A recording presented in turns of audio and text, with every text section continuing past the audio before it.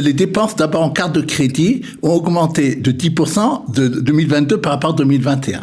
Et où ils sont arrivés à la somme de 441 milliards de shekels. Et nous recevons comme chaque mercredi Dr Daniel Guggenheim pour faire un tour de l'actualité israélienne, l'actualité économique israélienne. Dr Guggenheim, bonjour, shalom. Bonjour Olivier. Alors, on va parler de l'actualité un peu économique israélienne et on va commencer par, puisque c'est le mois de janvier. Le mois de janvier, c'est le mois des bilans. Hein. On va avoir beaucoup de bilans qui vont paraître tout au long de ce mois. Et déjà, on sait que les dépenses des Israéliens ont augmenté en 2022, je suppose que c'est par rapport en 2021, une augmentation de 10%. C'est-à-dire que les Israéliens ont dépensé plus d'argent. Tout à fait. Quand vous êtes en face de moi, Olivier, c'est pas habituel. Je vais essayer de donner que des bonnes nouvelles aujourd'hui, d'accord ? C'est une bonne chose, ça. Voilà. On en a besoin. Donc, comme vous l'avez dit, les dépenses d'abord en carte de crédit ont augmenté de 10% de 2022 par rapport à 2021. Et où ils sont arrivés à la somme de 441 milliards de shekels. Donc, c'est plus que l'inflation. Double à peu près, et plus que la croissance économique qui n'est que de 3%. Donc, ça veut dire que les Israéliens veulent en tout cas consommer et regardent pas trop à la crise et à ce qu'on leur dit. Et c'est pas seulement l'inflation.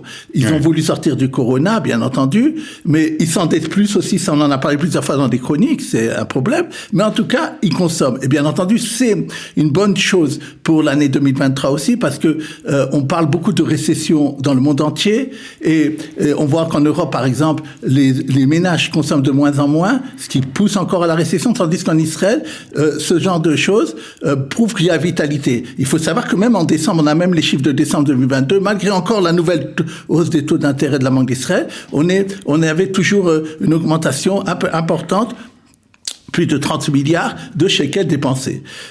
À part cela, faut noter que là-dedans, 57% des achats par carte de crédit sont faits par le online, c'est-à-dire par les téléphones, comme vous savez, ou sur Internet, etc.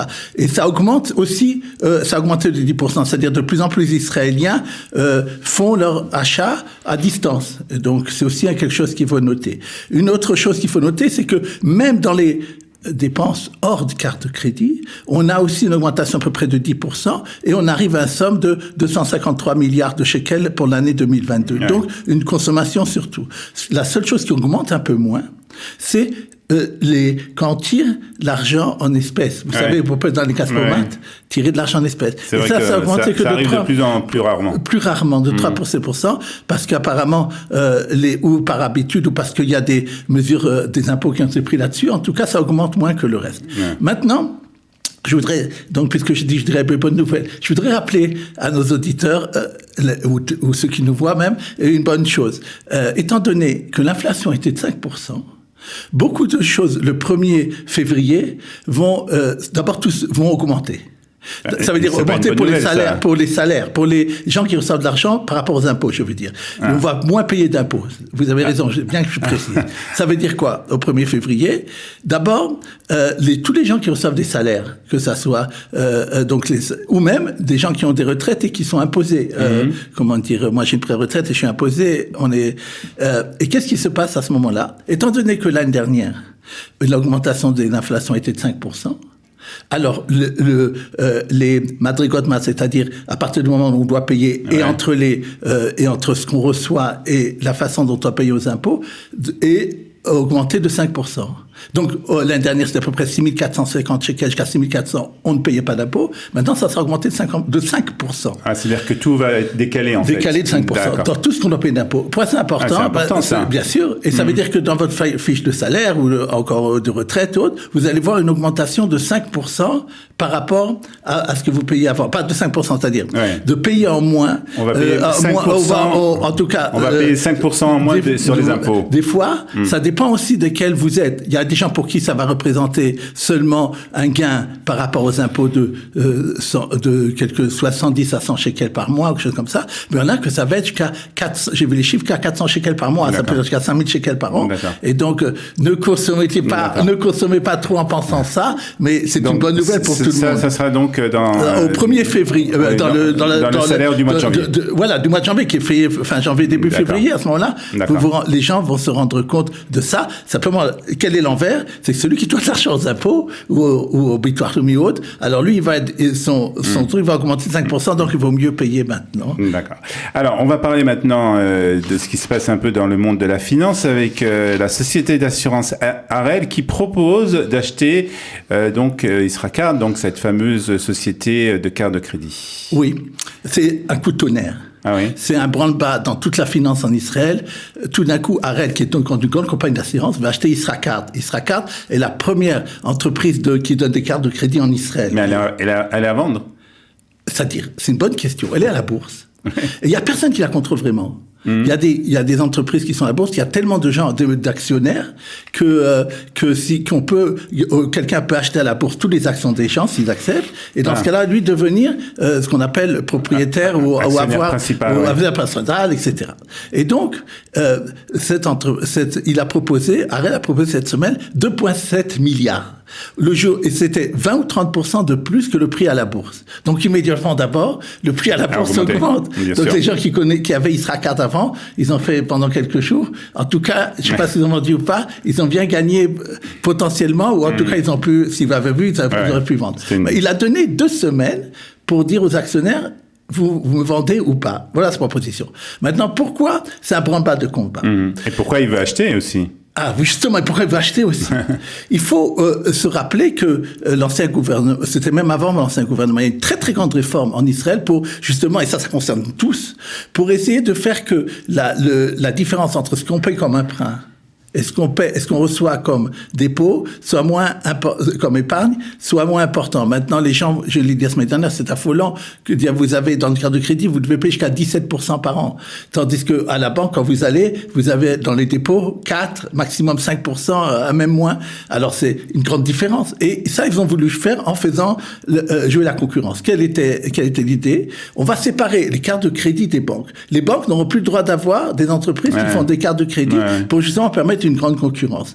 Alors, ça a complètement raté. Parce que finalement, qu'est-ce qui se passe? Il y a d'abord une seule qui reste, c'est Bandiscount qui reste avec Kaal, mais tous les autres ont dû vendre. Mais ça a raté au point de vue d'abord de ce qui s'est passé, parce qu'il n'y a pas vraiment de concurrence, malheureusement, au niveau des crédits, et ça reste toujours très, très dur, comme je viens de le dire. Mais en plus, la chose suivante, c'est que quand les banques doivent vendre, il faut bien que quelqu'un les achète.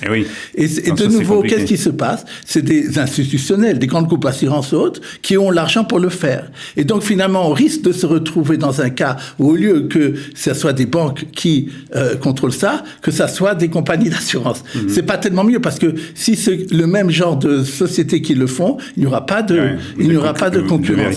Et dans ce cas-là, qu'est-ce qui se passe? Donc on n'aura pas ce que le gouvernement voudrait faire. Et donc, c'est un problème à ce niveau-là. Mais qu'est-ce qui est encore plus, je terminerai par ça, plus intéressant là-dedans, la chose suivante. Il y a une autre grande compagnie d'assurance qui s'appelle Aphenix. Et Aphenix, elle avait fait la semaine d'avant, avec justement Isracard, un accord pour faire un ensemble des actions un partenariat, et sans doute ça voulait dire, et après peut-être je t'achèterai.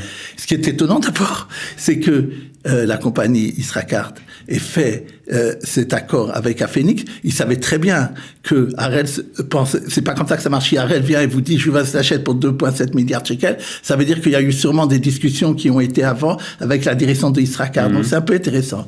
Maintenant, pourquoi c'est un embryo économique et diplomatique? Parce que celui qui s'est porté acquéreur de Aphenix, c'est Abu Dhabi. Et donc, c'est quelque chose d'international. Celui qui ne risque de pas être content à la fin, c'est Abu Dhabi. Donc, je ne sais pas à quel niveau le gouvernement va intervenir pour voir là-dedans qu'est-ce qui va se passer. Donc, on va suivre tout ça. Et puis, on va terminer par... deux choses. Deux choses. Encore alors, pour ceux qui ont connu cette ancienne gare d'autobus de Tel Aviv, la destruction a commencé. On parle depuis longtemps de détruire cette gare d'autobus à Trana Merkazit.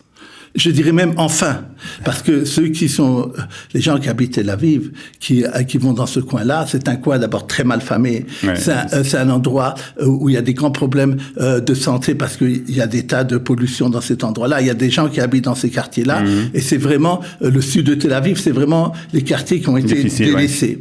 Ouais. Et on parlait sans arrêt justement de changer. Et comme vous l'avez dit, ceux qui ont connu ça, nos aînés, c'était au début en 1942. Cette station de bus a été fait comme étant la gare de tous les autobus de Tel Aviv. Jusqu'à 93, elle a marché.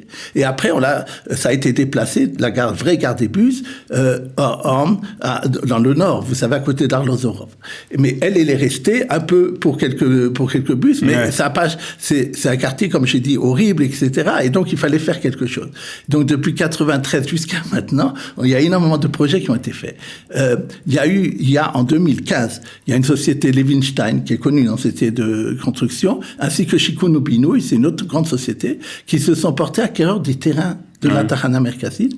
Et à cette époque-là, ils ont acheté le terrain pour une valeur de 300 millions de shekels. On estime maintenant que ça vaut 800 millions de shekels. C'est pas mal. C'est un bon investissement. Ouais. Et qu'est-ce qui s'est passé? C'est qu'ils ont eu le droit, donc, de faire maintenant un très, très grand projet. Il va y avoir d'immobilier. Ouais. Il va y avoir des milliers de mètres carrés qui vont être construits. Des 1300 appartements qui vont être construits dans ces endroits-là, et ça va changer tout le sud de Tel Aviv. Ça va faire devenir que l'idée est que Tel Aviv, cet endroit de Tel Aviv, devienne un centre commercial, un centre artistique, et aussi une population qui va regarder là-bas. Donc c'est très très bien pour les gens de Tel Aviv. Et pourquoi je dis que c'est enfin? C'est hier que la compagnie a commencé à détruire une partie des immeubles là-bas, et donc on voit que ça va commencer à se faire. Très bien. On va terminer par... on sait que vous êtes très actif, non seulement le mercredi matin pour la chronique économique sur Studio Kalita, mais aussi à Kalita, puisque vous faites partie du Centre des droits, et vous allez nous parler d'un problème que vous avez résolu d'un couple de retraités dont le versement de la pension n'arrivait pas à la banque en Israël. Et malheureusement, il faut dire, c'est pas des cas rares, puisque on entend très souvent des problèmes justement pour ces retraités qui ont du mal des fois à recevoir leur retraite. Puisque vous avez eu la gentillesse de parler du Centre des droits, je voudrais dire que j'ai vu les chiffres de cette année que Ayala Bloom, qui est la chef de ce centre-là, a publié. Il faut savoir pour les Olim, il a donné plus de 1000 services cette année en 2022. C'est énorme. Et c'est, à mon avis, 2 ou 3 fois plus que quand ça a commencé à 2-3 ans. C'est vraiment un grand succès. Et c'est un grand succès parce que les gens voient que ça marche et il y a du bouche à oreille. Oui. Et donc c'est surtout, il y a malheureusement, on va dire malheureusement, parce qu'il y a une demande, puisque il faut faire préserver justement les droits des Olim. Et voilà. Et c'est pas toujours évident.